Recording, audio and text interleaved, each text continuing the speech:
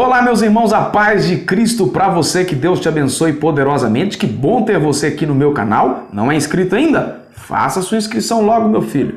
Me ajuda aí, né? Deus te abençoe. Compartilhe também os vídeos para que outras pessoas também possam ser alcançadas. Lição de número 7. Vou dar aqui os meus pitacos do que eu acho que é importante, que precisa ser enfatizado na lição. Lembrando que o meu propósito aqui não é produzir um conteúdo profundo para professores e superintendentes da escola dominical para arrumar coisa nova. Não, eu dou apenas um pitaco aqui do que eu acho que merece destaque no conteúdo, e eu faço isso com no máximo 15 minutos e dou aqui umas pequenas pinceladas no meio. Eu acho que não justifica você, professor, terminar a escola dominical sem concluir a lição. Você precisa concluir a lição. Hora aula aí, 40, 50 minutos, é tempo suficiente para você concluir o seu conteúdo, tá certo? A Bíblia transforma é o tema desta lição, que tem como texto áureo Hebreus capítulo 4, versículo 12, um versículo grande, hein? Porque a palavra de Deus é viva e eficaz, é mais penetrante do que qualquer espada de dois gumes e penetra até a divisão da alma e do espírito e das juntas e medulas e é apta para discernir os pensamentos e intenções do coração. Esse é o texto áureo. A verdade prática diz que a palavra de Deus é viva, anula os conselhos das trevas e nos torna humildes diante de Deus. O texto bíblico básico, Hebreus 4, 11 e 13, 2 Coríntios 10, 4 a 6, é a leitura bíblica em classe. Nessa lição veremos então que a palavra de Deus é viva e ela anula os conselhos do mundo, tudo aquilo que é os princípios do mundo, a vida libertina, longe de Deus, aprofundada no pecado. A palavra de Deus anula tudo isso com a proposta de uma nova vida para todos nós.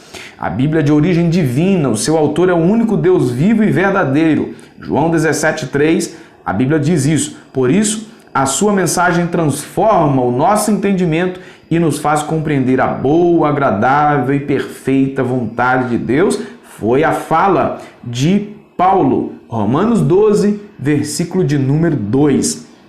Nessa lição, então, veremos que a Bíblia é viva e eficaz e transpassa o interior do ser humano. Primeiro tópico da lição: a Bíblia é a palavra de Deus. A palavra de Deus ela é viva e eficaz. Hebreus 4, 6, os israelitas não entraram em Canaã por negligenciar a palavra de Deus. O autor dos Hebreus faz um alerta para os cristãos não cometerem o mesmo erro.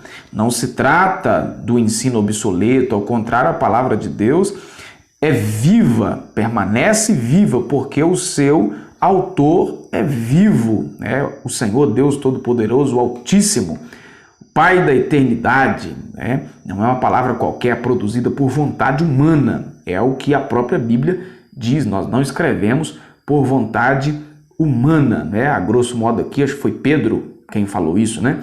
O texto sagrado descreve as Escrituras como mais penetrante que qualquer espada de dois gumes.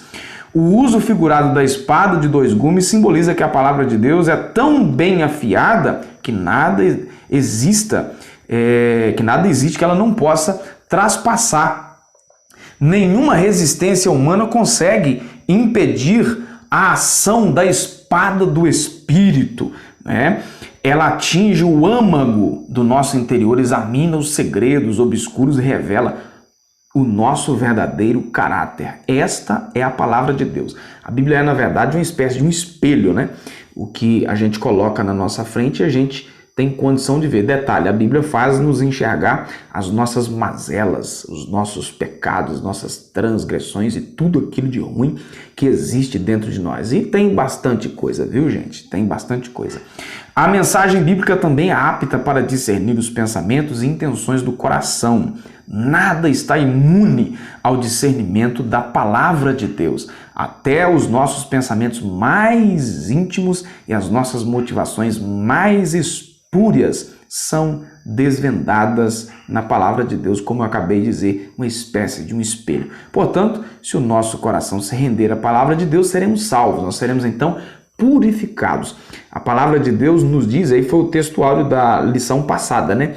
Que a palavra é luz para o nosso caminho, ela ilumina, ela traz às claras aquilo que está escondido, aquilo que está oculto. Esta é a poderosa palavra de Deus. O que você precisa guardar desse tópico primeiro: a palavra de Deus é viva, eficaz e apta para discernir o interior do ser humano, ok? Vamos lá então para o tópico 2 da lição. A Bíblia anula os conselhos do mundo, as armas da nossa milícia. Paulo esclarece aos Coríntios, Paulo esclarece aos Coríntios isso, né? Segundo aos Coríntios 10, 4, né? Deu uma agarradinha aqui. E depois ele fala também em Efésios 6,12 que a nossa luta é de ordem espiritual. Nós não estamos lutando com ninguém de carne, ninguém de sangue. Nós lutamos com coisas espirituais, nas regiões celestiais, principados, potestades. Então nós precisamos usar métodos espirituais, não dá para usar nenhum subterfúgio humano, né? Não dá para usar calúnia, ameaça, conchavos, coisas da natureza humana, não, senhor. Nosso poderio de ataque não é carnal, e sim armas espirituais. Jesus disse que estaria equipando a sua igreja com armas espirituais a ponto de curarmos enfermos, expulsar demônios, repreender toda sorte de mal, a ponto de sermos de serpentes não nos causar dano algum. É isso que Jesus nos ensinou lá no Evangelho de Marcos. A Bíblia afirma que o mundo jaz no maligno. Primeira carta de João, capítulo 5, versículo 19. O líder das forças do mal, todo mundo já sabe, é o diabo, é ele. Contudo, o poder de Deus é capaz de destruir todas as fortalezas do diabo. A palavra de Deus anula o mal com graça e poder e liberta as almas da prisão espiritual. Glória a Deus por isso, né? Jesus disse, um texto muito conhecido, João 8,32, conhecereis a verdade e a verdade vos libertará. De certa forma, essa verdade é a própria pessoa de Jesus, de certa forma, essa verdade é a palavra de Deus, imutável, né, que não muda. A Escritura diz que o poder de Deus também destrói os conselhos. Segunda carta de Paulo aos Coríntios, capítulo 10, versículo 5. Isso quer dizer, então, que as falsas premissas afastam as pessoas da verdade. Se aplica então às ideologias anticristãs, entre elas o ateísmo, o relativismo, o secularismo, o marxismo, tão discutido atualmente, e as heresias que contradizem a mensagem da cruz. Tudo isso nos afasta, mas as Escrituras, a palavra de Deus, destrói os falsos conselhos. Só se descobre a verdade conhecendo a palavra de Deus. A palavra de Deus nos diz em Oséias que o meu povo erra por não conhecer as Escrituras. Não é? O povo erra e perece por falta de conhecimento. É o que diz o texto lá, literalmente. Né? As Escrituras aí é por minha conta. O poder do Altíssimo igualmente aniquila toda a altivez que se levanta contra o conhecimento de Deus. Altivez se refere a toda conduta que serve de oposição para a fé em Deus. Satanás é quem atua na mente das pessoas e as mantém afastadas de Deus. Porém, pela pregação da palavra de Deus, o sistema soberbo do mundo é subjugado aos ensinos de Jesus. Isso aqui é o que acontece. Por isso que Jesus arrumou muito problema com as pessoas, com os religiosos daquela época, exatamente pela sua palavra, porque os ensinos dele realmente colocam no chão toda a concepção soberba e maldade do mundo. Né? Desse tópico 2, o que você precisa guardar é que nossas armas são poderosas em Deus para derrubar as fortalezas do diabo, os falsos argumentos e toda altivez humana. Esta é a palavra de Deus. Tópico de número 3, a Bíblia nos torna humildes. As Escrituras declaram que Deus resiste aos soberbos, dá, porém, graça aos humildes. Isso indica que Deus abomina os arrogantes que confiam na sabedoria humana e rejeitam os preceitos divinos. Lá no Salmo 1, a Bíblia diz que Deus conhece o caminho dos justos, o caminho dos ímpios perecerá. Simples assim, né? A bênção plena de Deus é concedida aos humildes que são transformados pela palavra do Deus Altíssimo. Gente, todo mundo tem um testemunho de fé para contar da transformação que Deus fez na sua vida.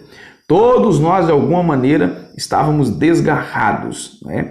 Mas Deus, com sua mão poderosa, nos libertou do império das trevas e nos colocou nas regiões celestiais. Que bênção, né? Para servir o seu nome, para cultuar o seu nome, para adorar, para reverenciar e fazer o seu reino crescer. A Bíblia registra que Cristo não teve por usurpação ser igual a Deus, mas aniquilou-se a si mesmo, tomando a forma de servo. Palavras de Paulo aos Filipenses, capítulo 2, versículos 6 e 7. Ele deixou a sua glória, humilhou-se, submeteu-se à vontade do Pai e foi obediente à morte mais terrível que tinha na época, né? A morte por si só já é uma tragédia, né? Agora, ele se submeteu à morte mais terrível, humilhante da época, que era a morte de cruz. Apenas os bandidos de pior espécie que eram condenados à morte por crucificação. Esse é o padrão de conduta para o cristão. Desse modo, quem é verdadeiramente sábio obedece à palavra de Deus e imita os seus passos, aqui no sentido de ser humilde, de praticar atos de humildade. Nisso aqui nós precisamos aprender com Jesus. Aqui não está falando de ser crucificado também igual ele, aqui está falando de um ato de submissão, um ato de humildade. E aí nesse caso aqui, submissão a ele, submissão à sua palavra. Cristo ensinou que para entrar no reino dos céus a pessoa tem de se portar como humilde, Mateus 18:4. Assim, somente a genuína conversão é capaz de modificar a nossa forma pecaminosa de viver. 1 Coríntios 6, 9 a 11. Ser humilde significa comportar-se com modéstia, reconhecer as próprias fraquezas. Todavia, ninguém recebe virtude alguma se não for transformado pelo Espírito. Lembrando aqui que humildade não tem a ver com condição social, não tem a ver com condição financeira. Tem muita gente que diz, fulano de tal é humilde. Não. Às vezes ele não tem boa condição financeira, mas ele é arrogante, ele é presunçoso, ele é orgulhoso. Como também pode acontecer o inverso. A pessoa tem uma boa condição financeira e ela é uma pessoa humilde. E isso sim, né? Então a gente precisa ponderar bem essas coisas aí para a gente não ficar confundindo as coisas, né? Ser humilde é exatamente isso, é portar-se com decência, é não humilhar os outros, é reconhecer as próprias fraquezas, as próprias limitações, é não denegrir ninguém, não é? Então isso faz parte da nossa humildade, admitir o erro quando erra, pedir perdão, tudo isso faz parte da humildade, né? Tá se assemelhando aí? Tem muita gente aí que precisa ser humilde. O que você precisa guardar desse tópico 3 é que Deus resiste aos soberbos e concede verdadeira sabedoria aos humildes que são transformados pela sua palavra, ok? O Altíssimo, agora a conclusão, Deus não tolera a soberba humana, nem a rejeição à revelação divina. Os israelitas se rebelaram contra ela e então sucumbiram-se no deserto. A palavra de Deus examina os segredos humanos e desfaz todos os conselhos mundanos. Os humildes que se sujeitam a Deus e a sua palavra são transformados e agraciados com a plenitude das bênçãos divinas. Ok, meu irmão? Deus te abençoe. Esse é o resumão aqui, eu acho que é o que precisa ser dito na escola bíblica dominical, tá certo? Deus te abençoe, fique na graça e na paz. Não é inscrito ainda? Se inscreva no canal.